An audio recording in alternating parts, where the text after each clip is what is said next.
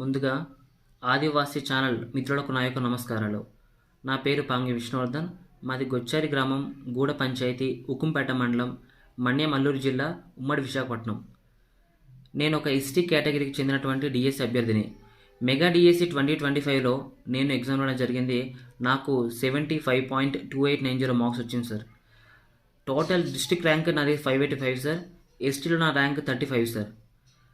అయితే as per the rules of GOMS number 77 ప్రకారం మొదటిగా టాప్ మార్క్స్ వచ్చినటువంటి మెరిట్ స్టూడెంట్స్ అందరికీ ఓపెన్ కేటగిరీ సెలెక్ట్ చేయాలి సార్.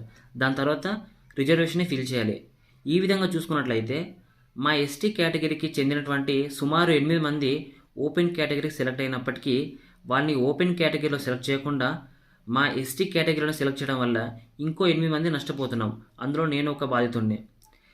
ఈ విధంగా జరుగుతుంది. అయితే ఈ సంవత్సరం విశాఖపట్నం నుంచి ఎస్జిటిలో ఎస్టీ క్యాండిడేట్స్ సుమారుగా 7,000 చిల్లర ఉన్నారు. కానీ వాళ్ళకి ఇచ్చినది కేవలం 6% రిజర్వేషనే. ఇదే చాలా అన్యాయం సార్. అయినప్పటికీ ఆ 6% రిజర్వేషన్లో కూడా కంప్లీట్గా ఫుల్ చేయట్లేదు.